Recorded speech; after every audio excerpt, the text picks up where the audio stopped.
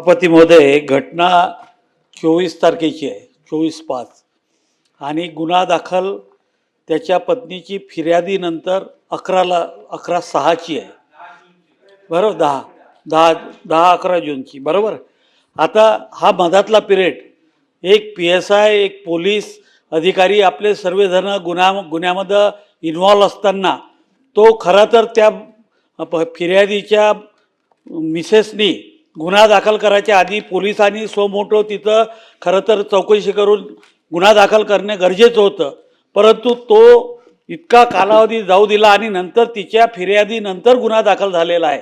माझं आपल्याला विनंती आहे की वरिष्ठ पोलीस अधिकाऱ्याच्या सहकार्याशिवाय हा एवढे दिवस डिले होऊ शकत नाही.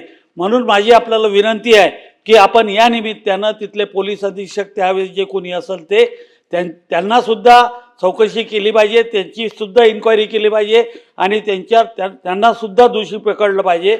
आणि जसं विक्रम काळे साहेबांनी म्हटलं आहे त्याचप्रमाणे, कारण की याच्यात क्लिअर कट पोलिसाचं इन्व्हॉल्वमेंट पूर्ण दिसते आणि त्याच्यामुळं तुम्ही जे निलंबित केलं आहे त्याला बडतर्फ करणार का, हा मूळ मुद्दा जो विक्रम काळे साहेबांनी त्याला बडतर्फ केल्याशिवाय, कारण की इतकं क्लिअर कट पोलिसाचं इन्व्हॉल्वमेंट दिसत असताना निलंबित करून त्याच्यात चालणार नाही.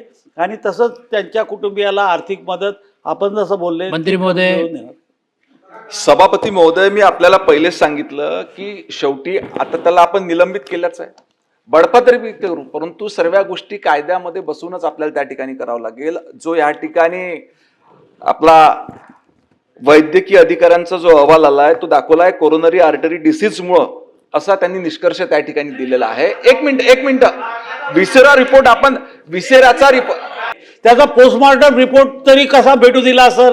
24 तारखेची घटना, 11 जूनला तुमचा त्याच्यात गुन्हा दाखल होऊन राहिला. मग आपल्याला एवढं समजायला पाहिजे की तिथं सर्व पोलीस मिळून त्या पोस्टमॉर्टम रिपोर्ट काय भेटणार आहे तुम्हाला.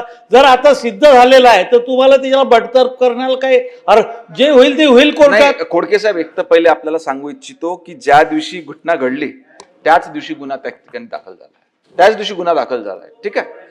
दुसरा, मी तुम्हाला या ठिकाणी ऑलरेडी सभागृहात सांगितलं की आम्ही निलंबित केलाय, निश्चितपणे बडतर्फ करू, कारण अंडर इन्क्वायरी आहे आणि न्यायालयामध्ये देखील प्रकरण त्या ठिकाणी चालू आहे. परंतु आमच्याकडे जसाही विसेराचा रिपोर्ट येईल निश्चितपणे आम्ही त्या ठिकाणी बडतर्फ करू.